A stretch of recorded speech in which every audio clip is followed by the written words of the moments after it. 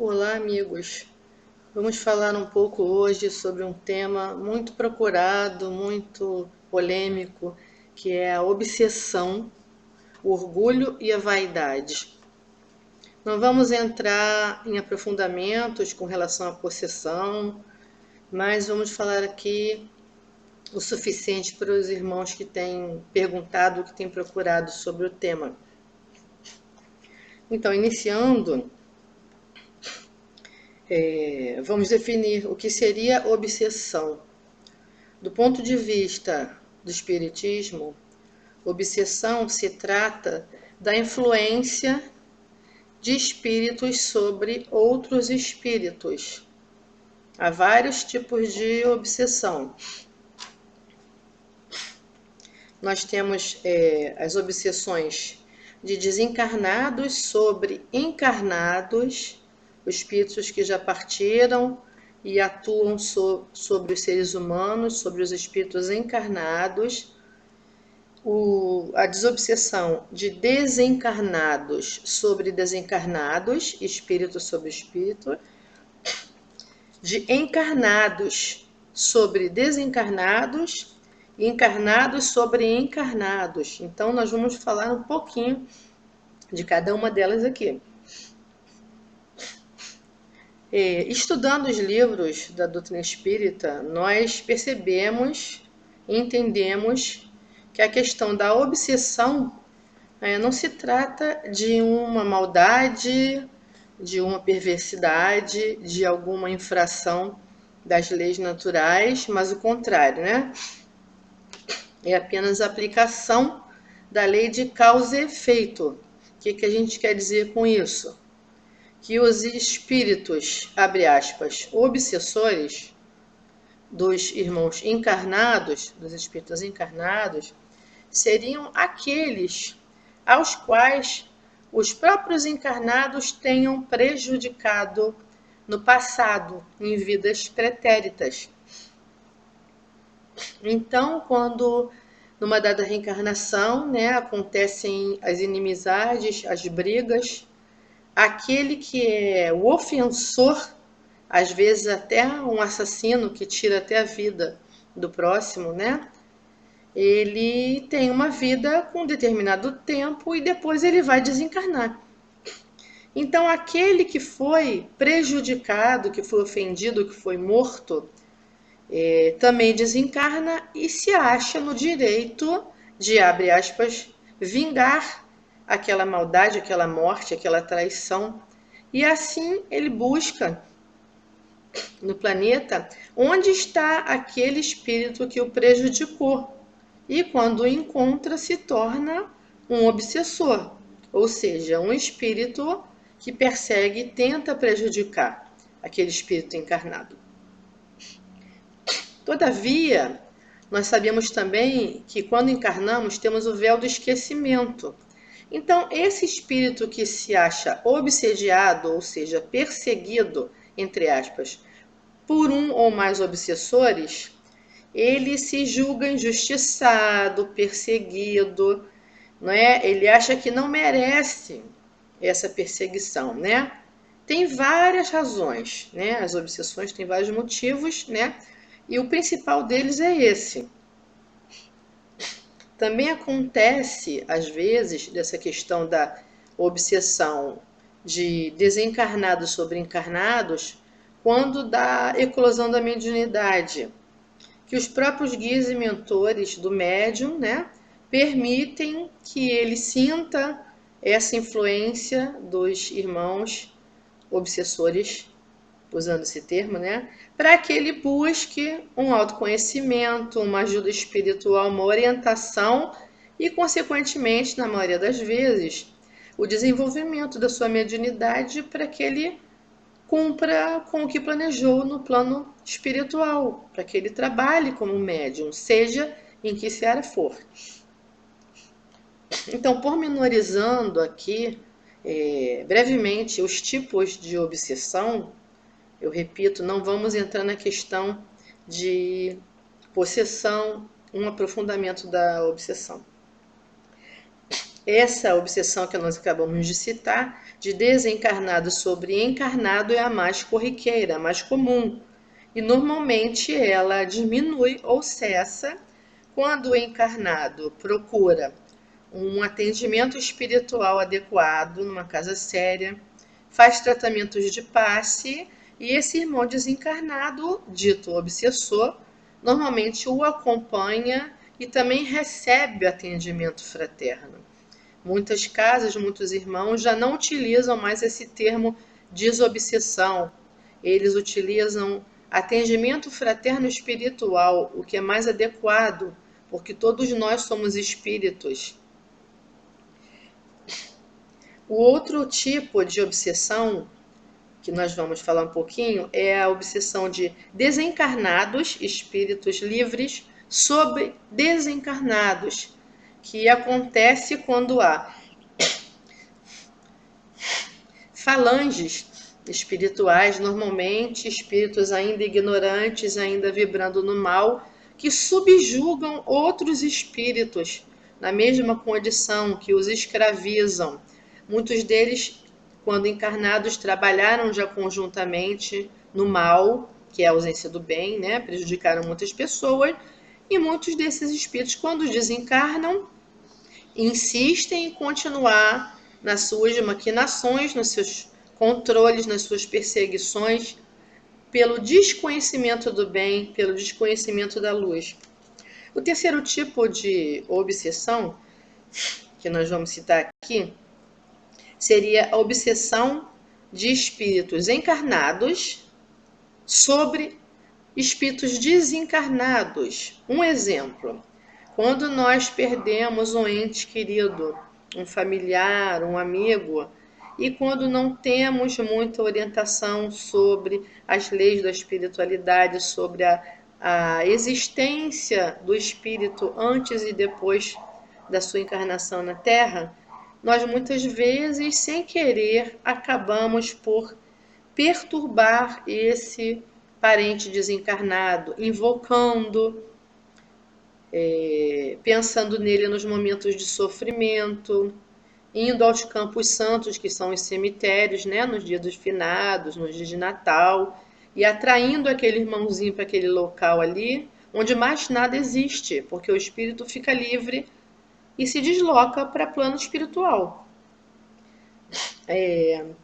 Há pouco tempo mesmo, tive um caso de uma amiga cuja sogra perdeu um netinho de 4 anos de idade, né? E esse neto foi buscar ajuda numa casa espírita, porque essa irmãzinha, ela não desfez o quarto da criança, enchia o quarto da criança de doces, de balas e ia diariamente lá chorar, invocar, lembrar, né? Porque aquele espírito estava em condição de criança, mas ele é um espírito imortal. Então ela recebeu uma carta psicografada de um médico, né, homeopata, orientando essa senhora, aconselhando que ela buscasse ajuda, que ela deixasse esse irmãozinho descansar, que ela fizesse orações e lembrasse dele nos momentos de paz, e que tudo aconteceu conforme a vontade de Deus, né? Um quarto tipo de obsessão, né, que é a influência de um espírito sobre outro, seria, eu acho que ainda mais comum do que a de desencarnado sobre encarnado, né? E tão grave quanto ela.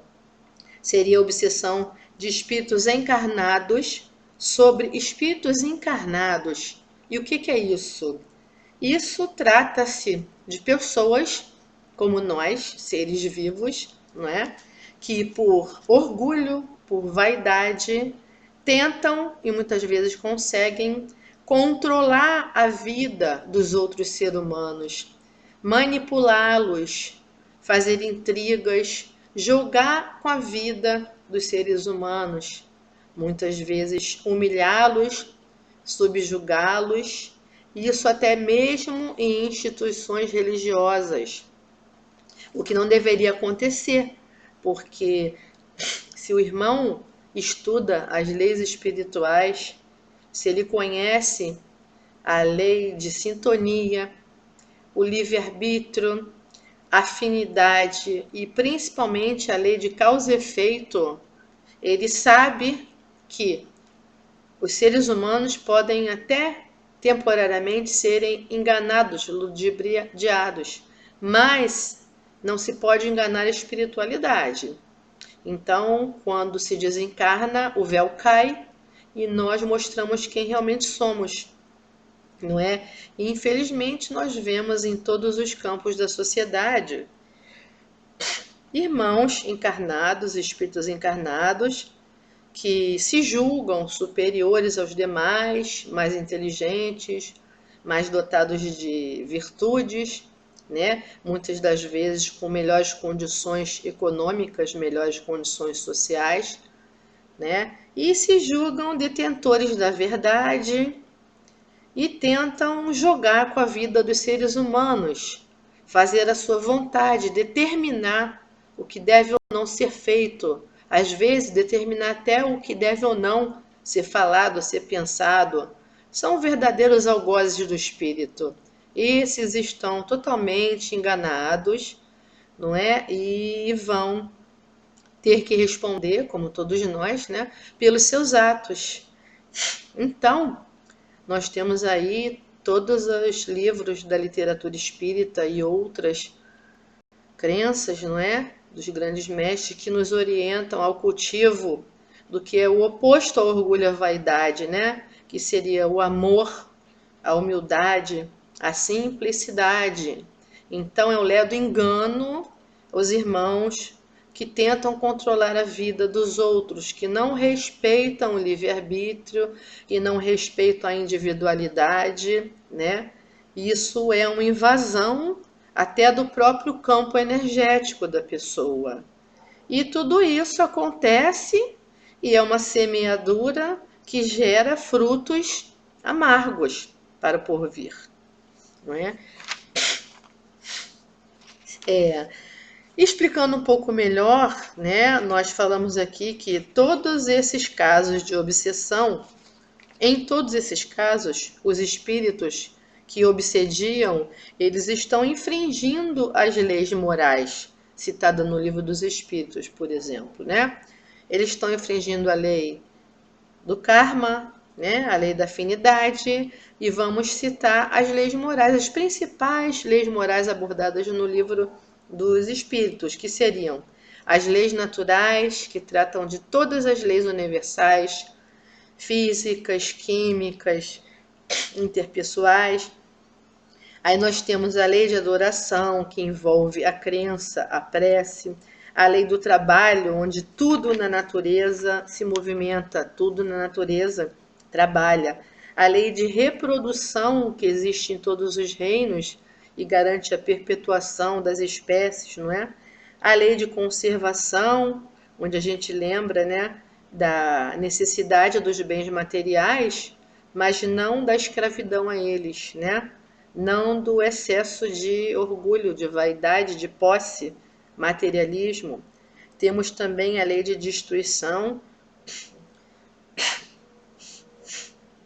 que é nada mais nada menos do que as leis de transformação, os grandes flagelos da humanidade, né? O nosso próprio corpo, que tem um tempo de vida aqui, porque é constituído de matéria orgânica, então chega uma certa época que ele vai precisar ser transformado. Aí o espírito retorna para o plano espiritual e depois, dependendo da sua evolução, em mais ou menos tempo, reencarna na Terra ou em outros planos. Temos também uma das leis mais importantes, né? A lei de sociedade, que nos leva ao aprendizado da convivência com a nossa família, com nossos vizinhos, com os colegas de trabalho, com os colegas de religião. Essa lei é muito importante, nós não podemos nos furtar a convivência. Sabemos como é difícil conviver com algumas pessoas, principalmente aquelas que nos incomodam, que são aqueles irmãozinhos a quem nós incomodamos no pretérito, não é? E também existe a lei de progresso, tudo no universo evolui, mais lentamente ou mais rapidamente. Isso é inexorável, a lei de progresso. Basta observar a história e principalmente a evolução dos reinos mineral e vegetal, as descobertas científicas, né? Existe também, dentro das leis morais, a lei de liberdade, a liberdade de pensamento, o livre-arbítrio que todo espírito encarnado tem de escolher, né, seus pensamentos, suas palavras, suas atitudes e, consequentemente, colher, né, o fruto dessas escolhas, né, o livre-arbítrio, liberdade com responsabilidade. Temos a lei de justiça, amor e de caridade, não é? Tudo que acontece existe uma razão, existe um motivo. A criação, o Criador é justo, amoroso e bondoso. E caridoso também, misericordioso, porque nós resgatamos nossos débitos do passado de uma forma muito gradativa, muito lenta, não é? E muitas das vezes planejamos nossa reencarnação, aqui viemos e não conseguimos dar conta de cumprir, porque o nosso espírito ainda não está suficientemente fortalecido para isso, e nós podemos sucumbir, muitas vezes sucumbimos, erramos, incorremos nos mesmos erros. Dentro ainda das leis morais, nós temos a perfeição moral. O que seria isso, né?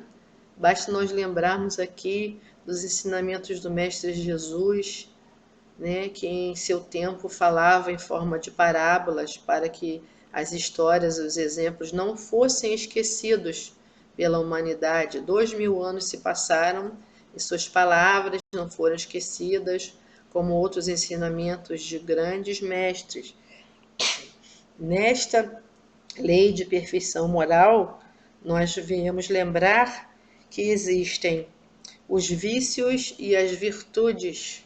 Os vícios ou vicissitudes seriam aquilo em nós que ainda não foi trabalhado, os nossos erros, não é? A nossa falta de humildade, a nossa falta de amor, a preguiça, o ódio, a vaidade, a intolerância, a impaciência, tantas e tantas características dos seres humanos em todo esse tempo de existência do planeta Terra, né?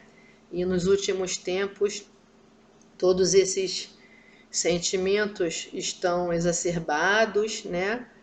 Os índices de depressão, de ansiedade são enormes, inclusive desde a infância, né? Então nós lembramos aqui a importância dos adultos, dos pais, terem cuidado com seu equilíbrio, com suas palavras, com suas atitudes e buscarem dar desde cedo às crianças, aos seus filhos, uma orientação, a sua presença e principalmente o bom exemplo.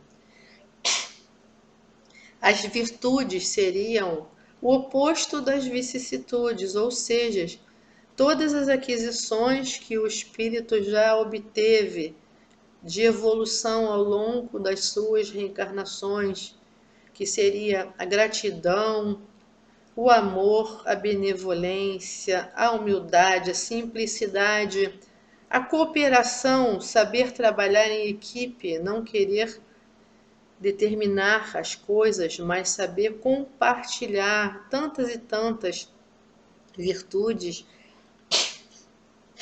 ensinadas pelo Cristo, ensinadas por outros mestres, e para exemplificar essas virtudes, né, nós vamos aqui fazer a leitura do que seriam os caracteres do homem de bem, né, do ser humano do futuro da Terra, a terra de regeneração, a nova terra onde não mais existirá ódio, violência, guerra, onde todos se amarão fraternalmente.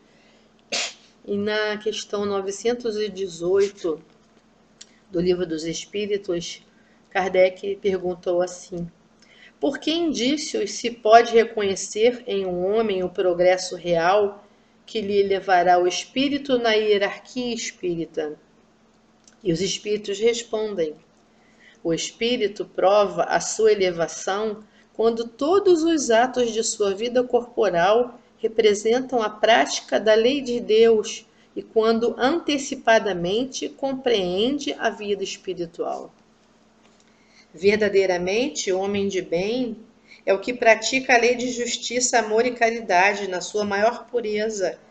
Se interrogar a própria consciência sobre os atos que praticou, perguntará se não transgrediu essa lei, se não fez o mal, se fez todo o bem que podia, se ninguém tem motivos para dele se queixar, enfim, se fez aos outros aquilo que desejaria que lhe fizessem.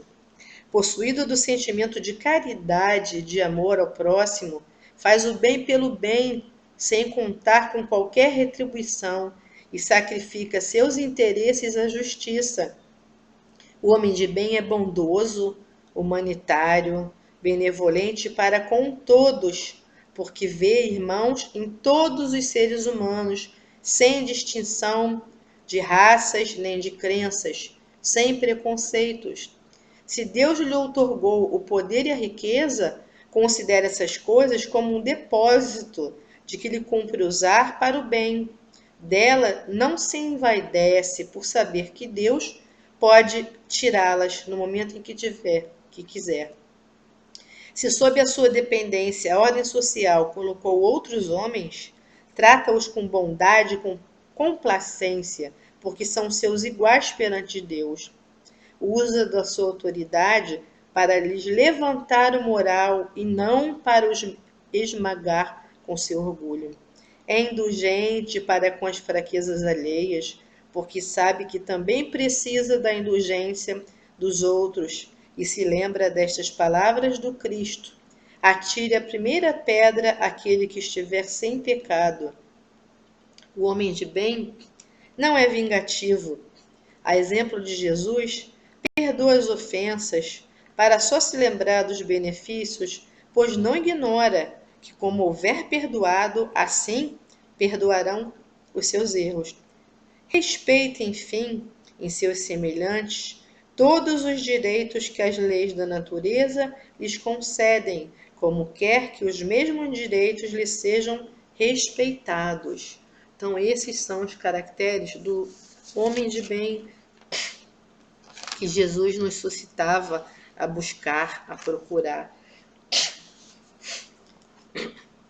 Falando ainda nessa questão da obsessão, do orgulho e da vaidade, viemos lembrar que há poucos dias estivemos em uma reunião com vários dirigentes de várias casas espíritas aqui do Rio de Janeiro, não é? Que estão sendo orientados pela espiritualidade por diversas mensagens em diversos lugares, o que já vem sendo dito também em toda a literatura espírita, sobre a necessidade da unificação dessas casas espíritas, não é? Dos dirigentes terem essas reuniões periódicas, trocarem suas informações, verificarem como podem melhorar as deficiências de cada casa, trabalharem com planejamento, com organização, acima de tudo, com fraternidade, com companheirismo. Vem sendo descrito e falado sobre a questão de a presidência das casas espíritas ser substituída por colegiados, ou seja, é muito mais fácil em uma casa qualquer, que tem apenas uma pessoa no comando, ocorrerem erros do que quando são coordenadas por um grupo de pessoas, quando existem ali um consenso de vários pensamentos. Assim age a espiritualidade, que sempre trabalha em grupo. Então, assim, os seres humanos devem se espelhar e agir para que esse Brasil realmente se torne o coração do mundo e a pátria do Evangelho.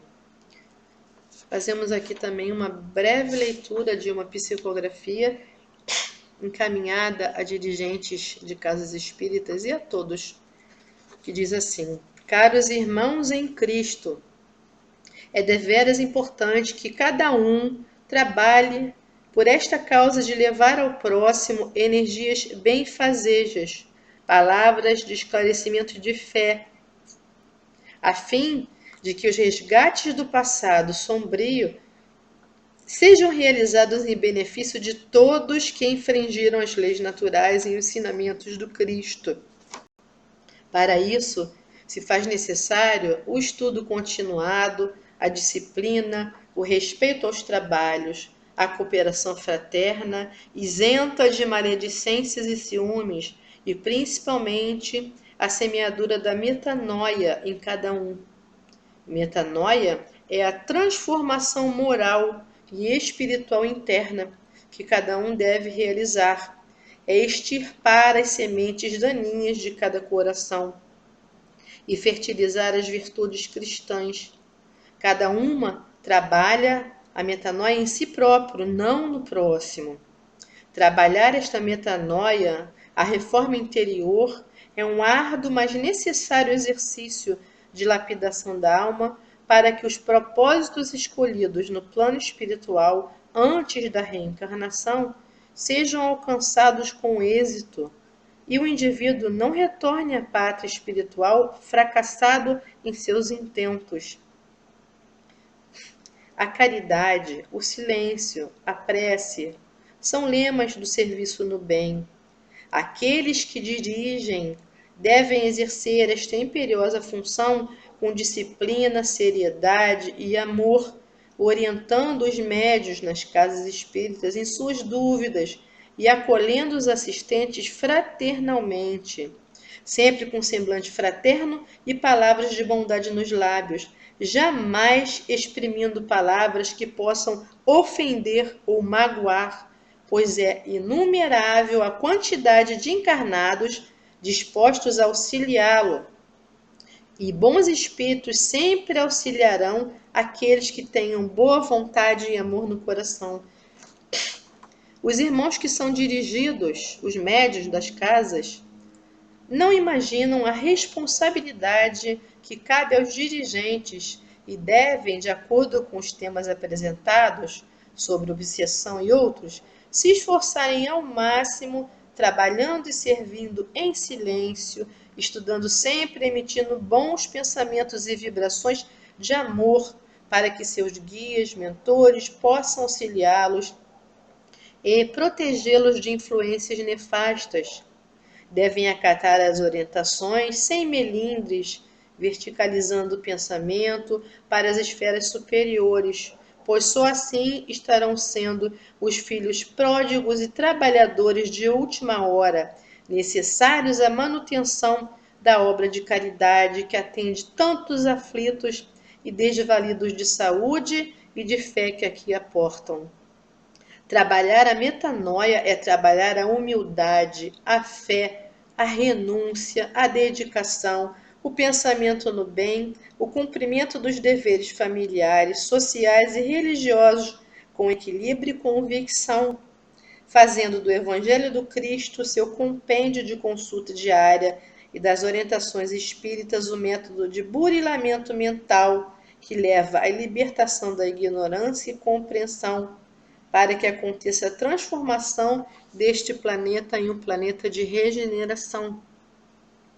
E terminando aqui as nossas breves explanações sobre o tema obsessão, orgulho e vaidade, lembramos a questão do convívio familiar, da autoobservação, da observação dos próprios pensamentos, para que tenhamos a tolerância no convívio com nossos familiares, nossos vizinhos, com toda a sociedade, para que possamos nos tornar seres melhores, mais pacíficos, mais tolerantes, vibrando amor à terra